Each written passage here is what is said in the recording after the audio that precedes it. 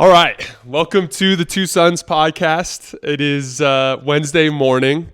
We both did you stay up late and watch it last night? No, I actually woke up this morning and watched it right before this episode. I did too, and we got back to the Star Wars weirdness with the TV series, where every episode is like somehow only like 30 minutes. I know. But That's there's no filler. Thing I checked out. I woke up early just so we could have time to do this, of course. And I was like, all right, gave myself an hour. And then I look at the episode and it was 30 minutes. I was like, oh. That's kind of a bummer, but no, it was definitely, but it was all, like, to your point, it wasn't filler. Like they got to it immediately. Again, yeah, I'm loving this. This was probably my favorite episode so far, actually. This was really cool. So I wanted to start with this. So I didn't finish it, but I started watching A New Hope the other day over breakfast. We talked about that a little bit on the last show. And there's a lot of, I noticed a lot of parallels between this particular episode and A New Hope. Mm-hmm. And there's the general idea of infiltrating a Empire facility, which apparently is a lot easier because I was just about to say that. Get yourself like a little an officer pen. You can go anywhere you want. You can go anywhere. Yeah, like there's a lot of stuff like that where it's like why is this random shuttle coming to the archives at Scarif? I know. Why is this random shuttle coming to Fortress Inquisitorious? Like, what in the world is going on? Her name's Tala, I believe, and she's the officer that is part of the rebels. And it's funny because she gets questioned and she's like, "Do you want me to tell Vader on you?" It's like, oh crap! Well, you can do whatever you want. Yeah, now. This chick knows Vader. I'm gonna let her go through. That's all you have to say. Yeah. Like there's definitely some major weaknesses in military facilities for the Empire. We had an infiltration in Mandalorian with them breaking into that mining base. And then there's another Imperial shuttle that slips by an Empire blockade in Return of the Jedi. Yeah. Like, it's just like one time after another. It's just like, if you wear an officer's uniform, you're getting in wherever you want to go. You can even be a short stormtrooper and walk around Empire facilities. Exactly. No, what cracked me up too is like apparently everyone's clueless too because spoiler alert, Obi-Wan's like literally holding Leia in his coat as he's walking around. She's like sneaking peeks. It's so cute. She's so cute.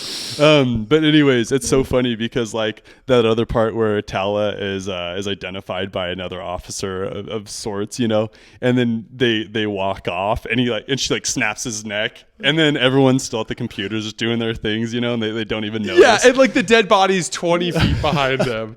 When they first showed that scene, I'm like, oh, she took him like to a room somewhere. No. She like just messed him up. And then she walks out and you see the two little heads still at their little computer thing. It's so funny. Like, oh my gosh.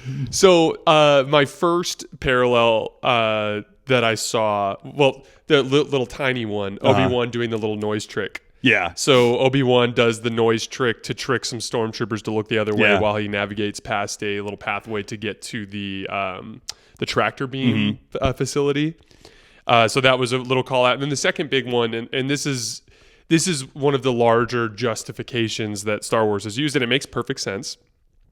And Leia, for the record, this is like a little thing you might pick up on. So we know from the end of the episode that Leia, from her droid, is being tracked by Reva. Yeah.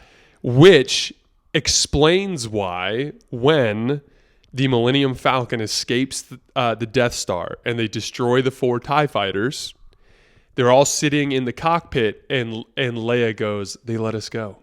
Oh, I see. And all we can hope is that the plans in this droid are capable of destroying the Death Star. So like clearly, I thought that was such an interesting little call out where it's like Leia has been burned by this very same thing before. We don't know how, obviously, yet, because it's going to happen in episode 5. But like, this is the first time that Leia got fooled by the "they let me escape with a tracker" type of concept. Yeah.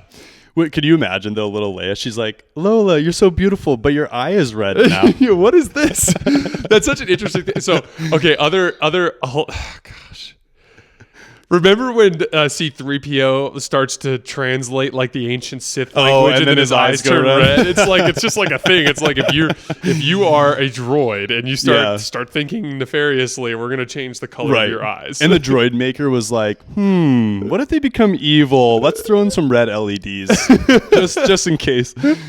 No, that's nitpicky, obviously. Like, Jason and I, again, I think I loved this episode. Oh, it was great. Cool. It was great. Yeah. It's just look, this is when my wife and I sit down and watch shows every night, and I do this with you as well. Like, I just have fun, like picking apart stuff like that. It's just something I have fun. Yeah, like right. But no, don't get me wrong. Like, I still love every minute of it. Well, and at the end of the day, what we asked for is for the major plot of Star Wars not to be ruined, right? And this episode didn't do that. It was awesome. I absolutely loved it. There was a couple things that I thought were really, really cool. Did you notice how much Obi-Wan started gaining steam as soon as he did like little snap? Snap. Trick. So it was definitely interesting, but at the same time, like he's in the ship and he's struggling to move a tiny object towards him. Yeah. And then suddenly, like, he is able to engage in a massive firefight, deflecting blasters like he's on Geonosis. He was again. bending water. He was a water bender. Yeah, he was a water bender. Yeah, no, but to me, I could see why people would be upset about that and be like, he was so weak, and then all of a sudden he's so powerful. But to me, it makes sense. Like, honestly, I feel like using the Force. Not that I've ever done it, of course. Using the Force is probably a lot like riding a bike. So he probably felt like he was very much so on the bike. But if you did notice too, there's a lot of symbolism in one of the scenes too, where Obi-Wan is walking and you see his back. And it was really interesting as a Star Wars fan to see Obi-Wan with a lightsaber on the left side and then a blaster on the right side. Oh yeah. Right. That was like super interesting. And I thought it was just a little, it was a slight little subtle touch that the producers and the director did to just show that Obi-Wan's still so not in tune with the Force still. Well, so that's a special shout out to Mr. Kyle Katarn, who was a Legends character that basically became involved in their version of the sequel events, which obviously no longer exists. But he basically was like a soldier who became a Jedi, and as a result, like he carried a blaster on one side and his lightsaber on the other, which was always really, really cool. Yeah. But to me, it's that, and it's an indicator of so Obi-Wan uses a blaster to kill Grievous, and then tosses it to the side and says, "So uncivilized." So uncivilized. And I felt like that was partially directed towards Grievous, but he also was kind of looking at the blaster while he said it. So you can tell he's just irritated by the whole thing, Totally. And so like it's an example of like he had to adapt with the way things are changed. Like if I fight and kill people with a blaster, no one's going to know that I'm a Jedi. So that has to be the way that I can survive. You know what I mean? That's a good point. Yeah. Which I thought was really interesting. But in general, I did think that whole concept of like the infiltration of the base, she's struggling. So Reva attempts to extract information from Leia, and she fights her off, right?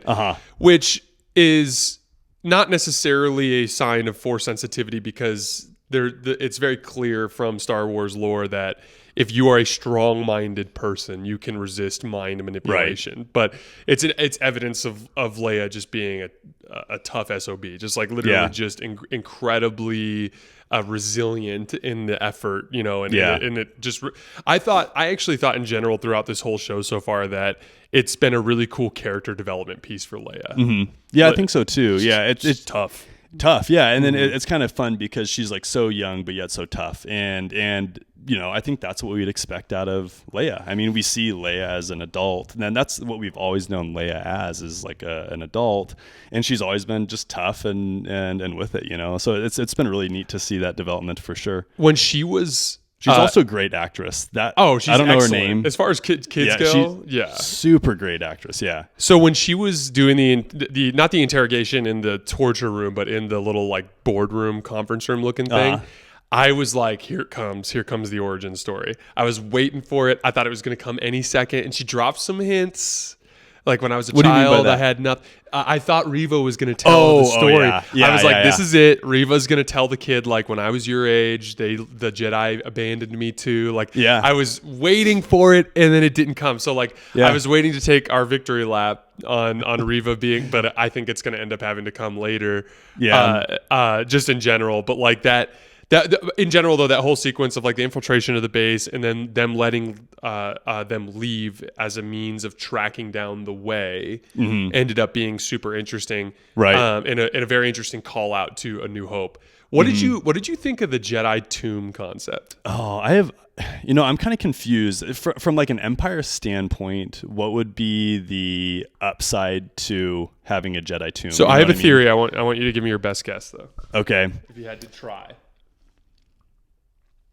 So, I don't know. The first thing that comes to mind is in Mando when they're trying to use Grogu's like blood, essentially. Okay, interesting. And probably a midichlorian count, I don't know, to maybe be able to evoke some force wielding and maybe non-force users. I have no clue. I'm going to try to hint you in a direction and see if you can pick it up. Oh, geez. Our Star Wars viewers are going to be like, oh, Luke's really not with it. Do you remember a certain facility that was on a planet, a remote planet? All right, so right now where there's a planet in Star Wars where a certain recently deceased Sith Lord used to conduct experiments. So, do you remember You're talking Plagueis? Palpatine? Okay, yeah. Where Plagueis was obsessed with the ability to manipulate midichlorians to create life. Yeah. So there's this.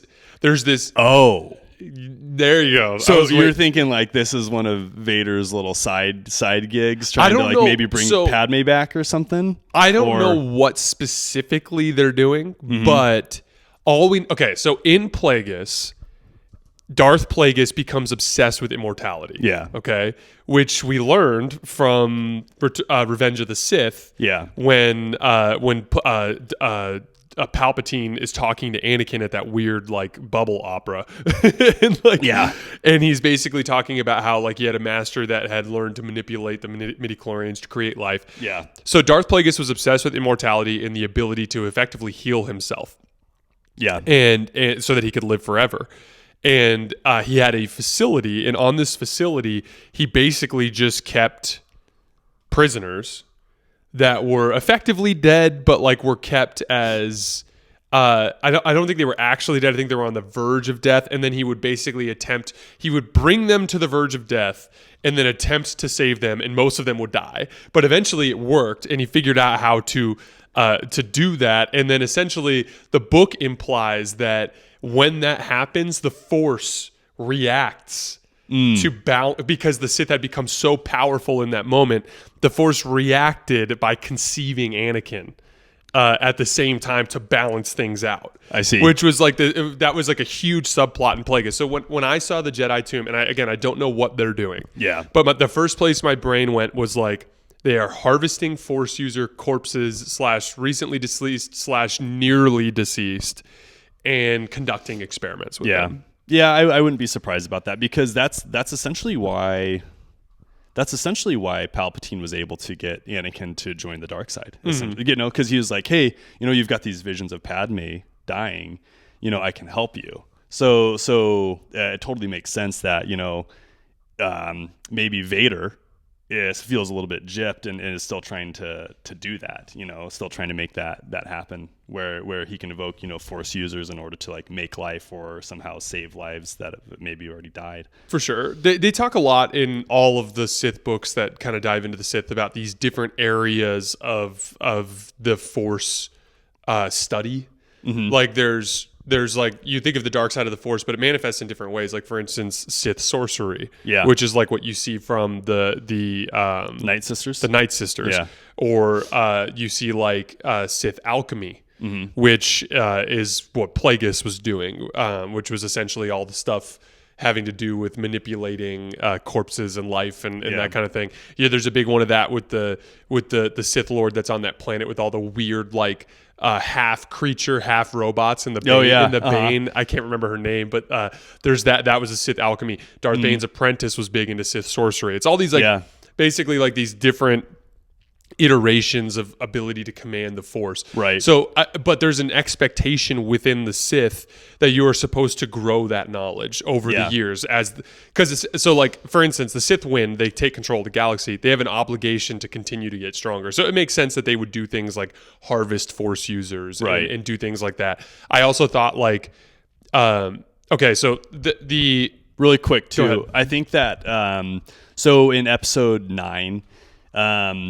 I think you see like the little Snokes inside of the that's a great example, like back to tanks, like somehow, and I'm sure someone's already developed a great parallel between the two, but I wonder if it's loosely related to something like that as well. Absolutely. No, I would assume that it absolutely is, but just so moving to the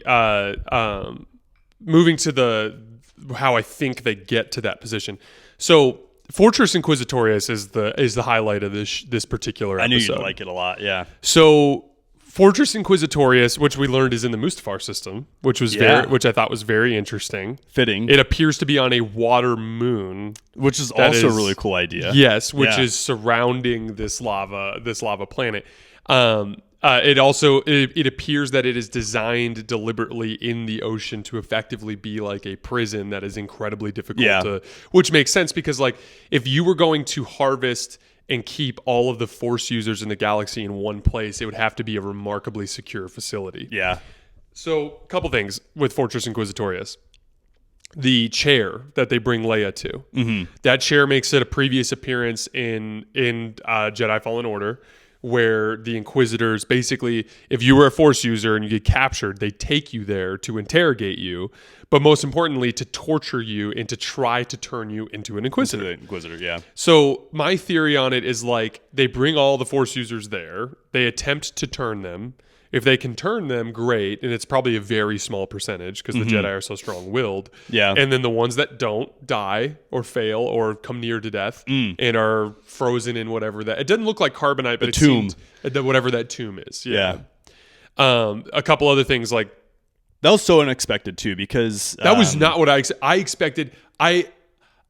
Tomb would have been so far down on my list. So far down. And what's kind of cool about it that I thought Disney did a really good job on is for people who are Star Wars nerds like Jason and I, as soon as we see the tomb, we're like, okay, like big picture, what's going on here? But then for anybody who's just kind of casually watching Kenobi, I think they'd just be like, oh, a tomb, that's interesting. And then just kind of move on. And so keep it moving. Yeah, and it's kind of cool because like it doesn't dominate the episode for people who aren't super, super into Star Wars. And I just thought it was a good move on Disney's part. Yeah, no, I 100% agree. And so, but in the game, you infiltrate the fortress the same way by diving into the water and swimming in through an exhaust vent. There's a scene in the... so we have the water falling down on the stormtroopers. In the game, one of the Jedi throws their lightsaber into the window and drops water on Vader. And Vader has to literally fight off the water the to architect survive. Is talked to after this. Dude, we have like, 2 instances... where water is getting into our facility. Yeah. Like, what are you doing? No, well, like, what kind of glass did you use? He's like, glass. I used glass. No, and I just imagine, wait, and it wasn't laser proof? No, so the other thing I thought about was like, I thought about is like, you just imagine like the Empire, like they hire an architect and the architect comes in and the Imperial officers are all sitting down. The architect's like, all right, here's the deal. So imagine it's like an aquarium, okay? You're walking from the barracks to the training facility, but you're seeing sharks swimming around you. and then literally all the Imperial officers are like, that'd be dope, dude. When I go for my morning workout, I like literally see all these sharks and stuff. It's like, that's a great idea. Sick. Do it. Yeah. I know. When I saw that, I was like, oh my gosh, that glass broke pretty quickly for where it's at. It's like at the base of an ocean. Yeah. Oh, dude. It was hilarious. Yeah. But just in general, I thought the whole Fortress Inquisitorious vibe was cool. I was hoping we would see them. I was hoping the Inquisitor soldiers. So remember, like we talked about this in our last show, but the Inquisitor like branch of the military is effectively like special forces. Yeah, and they're led by the Inquisitors themselves, but they also have these like basically like dark trooper type of vibe. They wear the dark armor, kind of like the guys that were traveling around with Director Krennic and Rogue One type of vibe. But they have a mix of different kinds. They have guys that hold the guns, which you saw one of those in this episode. Yeah. But they also, and I wonder if we're going to see them at some point, they also have like guys that hold like electro staves, very similar to what the droids held in Revenge of the Sith that could deflect lightsabers. And I was expecting to see one of those, but we ended up seeing the guys with the gun. But that was cool. It was cool to see kind of a bunch of the elements of the Inquisitor branch kind of come to the surface. Yeah. And most importantly, the Star Wars people doing a great job of connecting all the new canon material to each other. So like that'd be super hard to do. We've talked about that. Exactly. Yeah. And what makes a guy like you, who's a very busy man, take the time to potentially play Jedi Survivor or Jedi Fallen Order is like if they can come to you and be like, hey, this is canon. And not only is it canon, but we'll probably tie it into other stuff around the universe. Like that all of a sudden, a video game that I played 2 years ago carries major weight in the scope of the Star Wars universe. No, that is really cool to see. That is really cool. And it makes me need to play the video games. Exactly. Fortunately and unfortunately. It's like I'm not a huge gamer at all. Like I spend my time, doing woodworking and trying to hang out with my wife, who happens to be a nurse and works nights. So like our schedules are literally opposite. So whenever we can, we hang out. And unfortunately, I'm going to have to be a little bit of a gamer, I think, to get some canon under my belt. When Jedi Survivor comes out, I think I need to just come over on the night Selena's working and we just need to play it. Yeah. Like it just needs to happen. Carly, I'm going over to Luke's. So play video games. We're playing video games. It's for the podcast, okay? Yes. It's super important. It's vitally important. And afterwards, we're watching Clone Wars, which is an adult cartoon, okay? We're not little kids. So the last like major event was the... there's two. So we have the clash at the end when the speeders fly into the hangar and start messing stuff up. Mm-hmm. And I was wondering what the hell they were going to do there, which actually made a lot of sense. Yeah. Couple of cool notes about the T-47s. They actually were designed to be used like that. They were air speeders, but there's a quote in Empire Strikes Back where Han Solo is talking to one of the generals for the rebellion, and the general goes like, "Are the speeders ready?" And then Han goes, "They're not yet.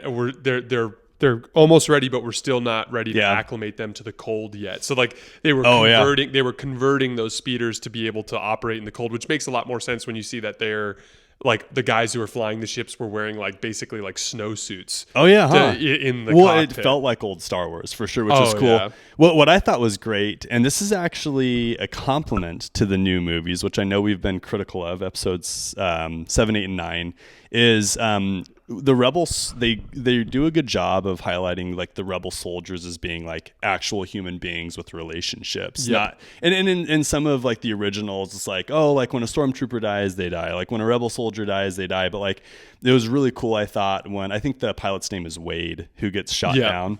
And Wade's friend, I don't know who she was, is crushed. Mm-hmm. And that's like kind of almost how the episode ended, other than Vader doing a just power walk down a hallway and lifting was epic. So I did not mean to go down that route. Like I just got really excited about the Darth Vader but let's scene. hit that. Yeah. He goes straight. That was the first time where I felt like Vader's suit had Anakin Skywalker in it. Yeah. Just like super pissed off, emotional. Because Vader's very calculated and measured and cold for the most part. Yeah. For example, when Obi-Wan slipped through his fingers and he lost his mind. Yeah, no, you're totally right. So that was like super, super, super cool to see. And then it was also cool to see, the third sister being pretty cunning and being like, "Hey Vader, like I'm still your top gal. I want to be your right hand person." And it was really neat for Vader just to drop her and be like, "Oh yeah, okay, cool. Perhaps I've underestimated you, third sister." That was super cool. Special call out there. This is something that people forget about in the original trilogy, but basically, if you're an officer and you fail at all, you die. And Vader has the immaculate ability to force choke you from a different part of the system, because in Empire Strikes Back, when they make mistakes pursuing through the asteroid field, like he just starts choking out every officer that fails him. And at one point, like it's happened so many times that like it just cuts to a scene like they're with Han and Leia and Chewie and all them, and then it cuts to a scene where there's just an officer like, I know. and then he's mastered the Force choke. No, and if you remember, he was doing that as a Jedi. Yeah, and remember Vader just like ends and he's like, apology accepted. Yeah, Captain Nita. Just power. Yeah, just epic. Power. That was all really good. But I like the point you made about. I think Disney. This is one of the things Disney has done a very good job of, because you think of, gosh, now we were just talking about this before the show, how we blank on names, but the girl from the sequel trilogy who ends up falling in love with Finn. Yeah. Her sister ends up dying, and there's a huge pain there. Yeah. In Rogue One, there's a scene where they're fighting on Scarif, and like it's an epic firefight, but like one of the rebels' friends who's right next to him gets shot, and he just stops fighting and like ducks to like hug his friend as he's dying. Like they do such a good job of establishing that, like, and this is something that gets glossed over with this kind of stuff all the time. Like every time that there's been a revolution in human history, it took immense sacrifice. Right. To overthrow a tyrannical government, it takes immense human sacrifice, and that always ends up, and that always is so interesting to me. That's why I'm so excited with Andor. Mm-hmm. Just the idea of like a human being. That's probably going to be a huge emphasis, huh? Oh, yeah. Because, like, Empire takes control. You have two options. And I don't think there's anything wrong with either option. But, like, you can either adapt and survive under the new leadership. Right. Or you can make your life about change. Yeah. You know what I mean? And everyone's different. Mm-hmm. And all of the activists out there in the world, I have the utmost respect for those people who devote their lives to trying to achieve change in society, because it is so easy to just be like I'm just going to survive. Yeah. Like me and my family, I'm going to do whatever it takes to survive, and I'm not going to, so I do think that the Star Wars does such a cool job of just capturing like the whole sacrifice and intensity of revolution. Yeah. You know what I mean? And that's been something that they've done a good job, very much so even just recently. So yeah, kudos to Star Wars for that. Did you have any other notes? Did this feel like Star Wars to you? I think I know the answer, but that was one of my big questions for you. Yes, it did. There were, I thought the speeder fight scene at the end was a little clunky. Okay. But then again, like, so yeah, it felt like Star Wars. Yeah, exactly. But that's kind of the vibe. And also speeders are like, those air speeders are very like, they can be like start, stop. They can hover. They can do all this. It's just the whole like idea of them kind of like navigating a dogfight within a hangar bay was a little intense. But a little close quarters. Yeah, I was thinking about that too. And then also like I was expecting Obi Wan to pull out his lightsaber because of assuming even in that firefight, some stormtroopers would attempt to fire at them as their. But I'm being super nitpicky. Overall, I thought the episode felt very much like Star Wars. And the whole vibe of the whole show, really, the whole vibe has been good. There was one scene that I really, really enjoyed, and it was when those two stormtroopers are flanking Leia as she's in that chair, and then the lights go out, and you just you're just like, okay, these dudes are about to get wrecked, and of course they do, and all of a sudden you just see a blue saber just show up out of nowhere. That was super cool. But you kind of touched base on something that Disney does, where it's just like, no, we can't have dismemberment by a lightsaber, but we can have someone get chopped in half by an energy gate. The same thing, like Obi-Wan's slaying these stormtroopers, and he's then doing like lancing blows. Yeah, and then some sparks like shoot off their back and then they fall to the ground. It's kind of funny. But like he's digging the tip of the lightsaber like 2 inches into their body, but like he could easily just bisect them. Dead, And if you were Obi-Wan in that scenario in real life, you would absolutely like you decapitate the stormtrooper. Yeah. But I loved that scene. I thought it was cool. And then overall, I think it did feel like Star Wars to me. They took care into doing like really small things. Like, so for example, in order to move about facilities, we know that those, I call them pens, but you have to have access, right? So they always like whip out their pen and like stick it into a port. And it's then a key card concept. Yeah, it's like key card concept. So I thought that was cool. Even seeing the little mouse droid was really cool. And it's funny because in the original movies too, they make the mouse droids like really vocal. So when they're upset, they make like a little weird noise, and then they like back up and turn, and then go. They do like a 3-point turn. Yeah, and that was highlighted in this episode, which I thought was really cool.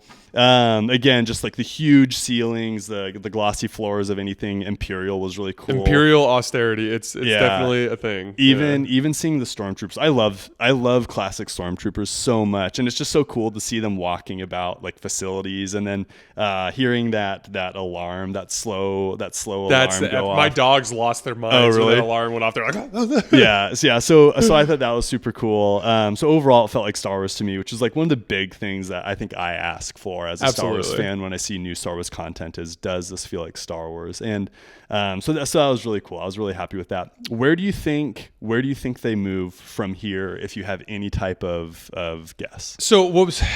Dude, my original guess was I thought they would infiltrate Fortress Inquisitorious. I just thought that would be the epic finale. Oh, I see. Like after Obi-Wan goes Rocky Balboa and does his training, and yeah. Exactly. So like now I'm in this weird position where I have no idea. Yeah. I mean, in theory, we can guess that what's the name of the planet that the path is on? I have it in my notes. I've got it in my notes too. Well, I had it in my notes and then I erased it. Yeah. But that planet that they're on, I guess we can assume that they arrive there. The tracker identifies where they're at, and then the Empire shows up. I'm assuming we can jump to that conclusion. But like other than that, I just don't know. Yeah. I don't know anymore. This last episode threw me for a loop as far as my prediction goes. Yeah, and it's kind of funny because it's kind of fun to predict, but I'm having such a good time just watching this unfold that like trying to predict this any further than just like a couple small things like hasn't really interested me all that much. Mm-hmm. So it's kind of interesting that you're in the same boat. Like again, Jason and I work really hard not to talk Star Wars when we're just hanging out, which is actually really tough for us. So like these questions are legit. Like and it's kind of funny because I make fun of Jason all the time and I call it Jason's Take. I mean, the dude makes a living by telling people his thoughts about basketball. So like I give him a hard time. And I always expect a good Jason's Take, and to hear that you don't have like any idea as far as what you think next big episode is really interesting to me and something that I'm experiencing too. I think what's going on is I think I really do trust Deborah Chow's vision. Oh, absolutely. I honestly think I do. Like, yes, she's great. We get nitpicky about certain things. I think the biggest plot issue was the whole entire probe droid thing being released and how they completely knew where Obi-Wan was going to be going to the mining planet on that transport. Like, yeah, other than that, though, there really hasn't been anything like glaring, in my opinion, that's like really taken me out of the Star Wars universe. So, yeah, I mean, I haven't really had a huge interest in just trying to predict everything. I mean, this is just unfolding. It's been really cool. There's been no filler episodes at all. Which I've absolutely loved. So yeah, I mean, it's just kind of, let's just sit down and enjoy the ride, I guess. Hell yeah, man. So the last note that I had that we didn't get to, just quickly, the back to tank scene at the beginning. Oh, I'm glad you brought that up. So are we, because this has been a consistent theme throughout the show. It just happened in the back to tank this time for Obi-Wan. But there have been these persistent moments where like Obi-Wan is meditating, it seems. And Anakin is either meditating at the same time. Oh, I see. Or their consciousness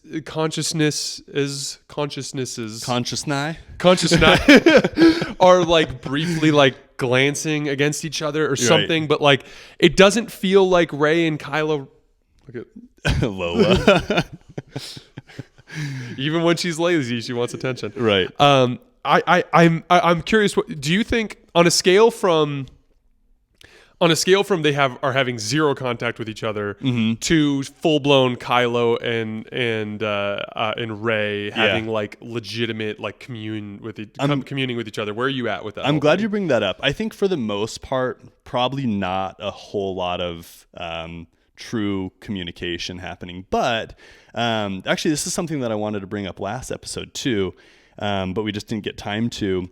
There's a part in Rebels where Darth Maul is trying to flush out Obi-Wan by essentially messing with Ezra.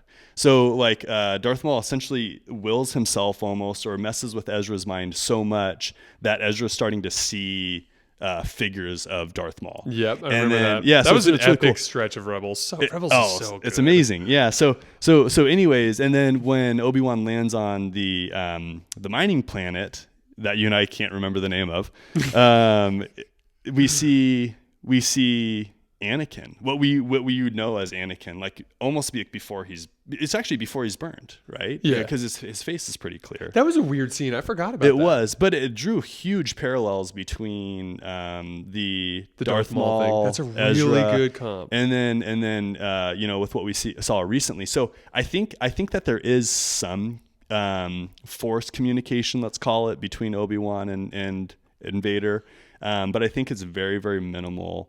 Well, really quickly, the earlier episodes when they would focus on Vader in the bacta tank, he's just staring forward. Yeah. He was fidgeting in this He was. There was something. True. He was having like a visceral reaction to something. That was what made me think there's a slight connection there. But it's really interesting. It's really hard to say. I think that there could be a connection there. Yeah. And, I'm glad you brought that up. And one other thing, in A New Hope, and this was something that I thought was really, really well captured in this show as well. Darth Vader actually does identify that Obi-Wan is on the Death Star before seeing him. And if you remember, he reports to Grand Moff Tarkin, and he goes, and it skips ahead after what Vader has said, and Grand Moff Tarkin is like, Obi Wan Kenobi is here on this station, and he's like, yes, I have felt it. Like he's like certain of it, and which is to me just like the biggest indicator of like that incredible bond between the two of them. Right. Like they have like this incredible like deep force related bond that will forever attach the two of them to each other. And that is George Lucas's vision, right? So during like the little shout out with all the original movies, like it highlights that so beautifully, right? And we talked about the different relationships that the Obi-Wan has with Anakin and now Vader.